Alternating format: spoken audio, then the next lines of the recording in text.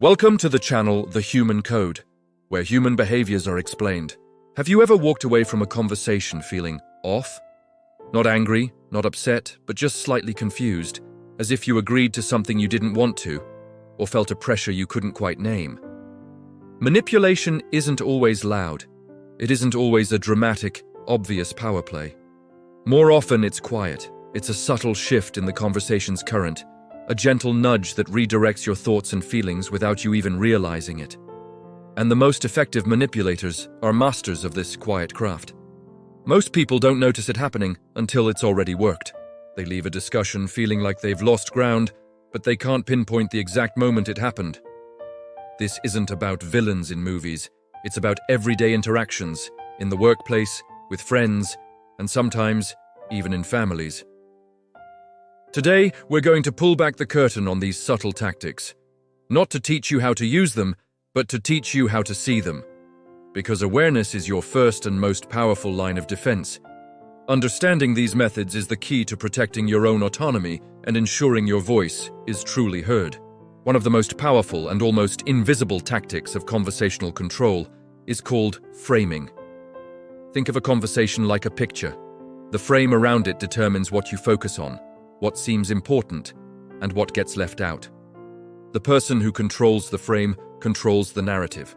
They set the terms of the debate, defining what is considered normal, acceptable, or out of line. For example, imagine you want to discuss your workload with your manager. You might start by saying, "I'm feeling overwhelmed with my current projects." A manipulative response might not address your workload directly. Instead, your manager might reframe it. We're all pushing hard right now to hit our targets. It's a team effort, and everyone is stretching themselves. Suddenly, the conversation is no longer about your personal capacity. It's about your commitment to the team. Your concern has been framed as a potential lack of team spirit. If you continue to press your point, you risk looking like you're not a team player. They have successfully shifted the focus from a practical problem to a question of your loyalty.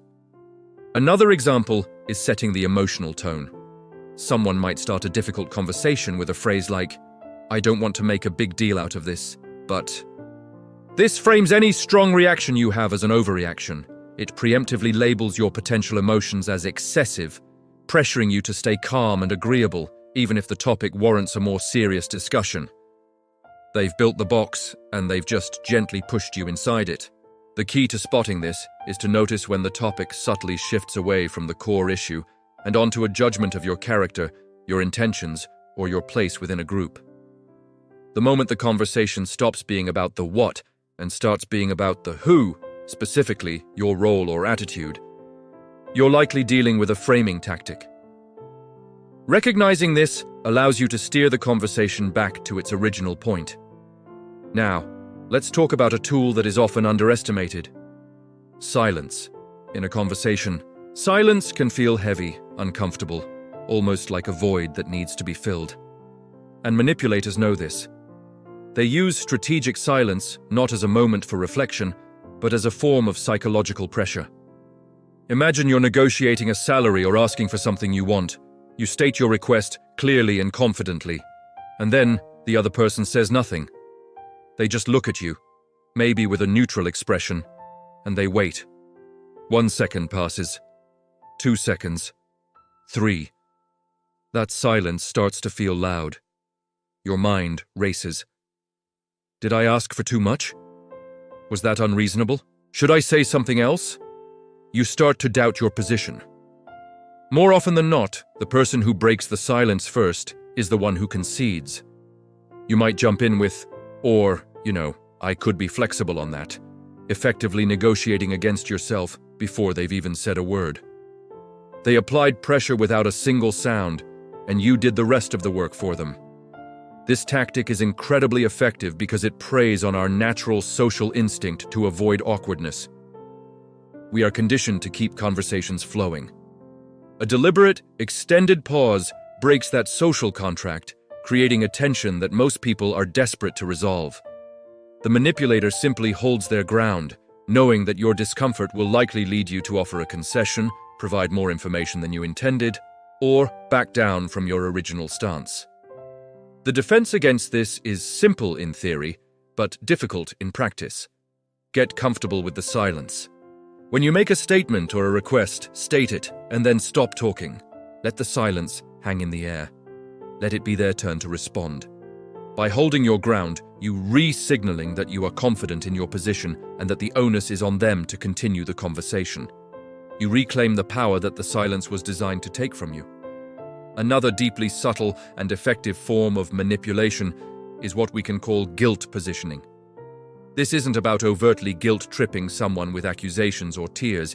It's far more insidious. Guilt positioning is about framing a request in a way that implies an obligation.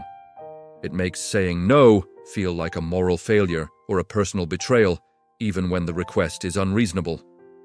The manipulator doesn't ask you for a favor. They present their need as something you are naturally expected to fulfill. For instance, a colleague might say, "I'm completely swamped, and I know you are the only one who is good enough at this to help me finish by the deadline." This isn't a simple request for help. It's layered with flattery, you are the only one, and a built-in consequence. If you say no, you're not just refusing to help, you're letting them, and possibly the team, down. You're positioned as the uniquely capable savior, and declining that role feels selfish. This tactic works by creating a sense of unstated social debt. They make you feel like you owe them your time or energy without ever having to make a direct, vulnerable request. Another common variation is invoking past favors or a shared relationship.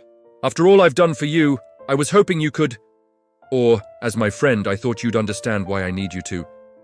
These phrases immediately shift the context from a simple, present tense request to a test of your gratitude or friendship.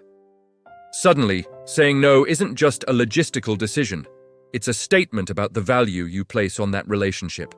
You're made to feel guilty not for refusing the task, but for failing to live up to an unspoken expectation. To counter this, you need to mentally separate the request from the emotional packaging it's wrapped in. Acknowledge the compliment or the relationship, but address the request itself on its own merit. You can say, "I appreciate you thinking of me, but I don't have the capacity to take that on right now." You are politely declining the task without accepting the guilt that was attached to it. So, how do you defend against something so quiet and pervasive? The answer isn't about learning counter-manipulation or becoming confrontational. It's much simpler. The first and most crucial step is awareness. Manipulation in all its forms thrives in the dark. It relies on its target being unaware of the game being played. The moment you shine a light on the tactic, it begins to lose its power. When you can internally name what's happening, this is framing, or "they're using silence to pressure me," or "this is guilt positioning," you create a crucial mental distance. That distance is everything. Instead of being an actor swept up in the emotional current of the conversation, you become an observer. You can see the mechanics at play. This doesn't mean you have to call it out loud, though sometimes you might. Simply noticing it for yourself is often enough to break its spell. This awareness allows you to stop reacting automatically. When you feel that surge of guilt, or that pressure to fill the silence, you can pause. You can ask yourself, is this feeling coming from me, or is it being manufactured by the way this conversation is structured? Am I feeling guilty because I've actually done something wrong, or because I've been positioned to feel that way? This internal check-in is your shield. It gives you a moment to breathe and to choose your response, rather than having it dictated to you. Manipulation works by hijacking your emotions and your social instincts. Awareness gives you back the controls. It creates a space between their words and your reaction. And in that space, you find your freedom to choose. You find your power. Once you've developed that awareness, you can begin to actively and calmly regain control of the conversation. And regaining control doesn't require aggression or a dramatic showdown. It requires clarity and calm resolve. Power in a conversation isn't about who speaks the loudest. It's about who has the most clarity about their own boundaries and intentions. Let's go back to our examples. When someone tries to reframe your concern about workload into a question of team loyalty, you can gently but firmly steer it back.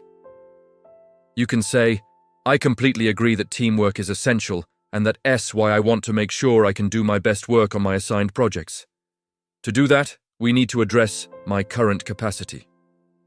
You're not fighting the frame. You're just calmly repositioning the conversation back to the original topic. You're acknowledging their point without getting derailed by it. If someone is using strategic silence to pressure you, you don't need to break. You can simply hold the space. Or you can ask a clarifying question, turning the pressure back to them. Something like, "Does that proposal raise any concerns for you?" Or, "I'm interested to hear your thoughts on that." This invites them to speak and puts the conversational ball back in their court, all without you giving up any ground. And when faced with guilt positioning, you can validate their feelings without accepting the obligation. It sounds like you're in a really tough spot, and I'm sorry to hear that. Unfortunately, I won't be able to help with that task. You show empathy for their situation, but you hold firm on your boundary.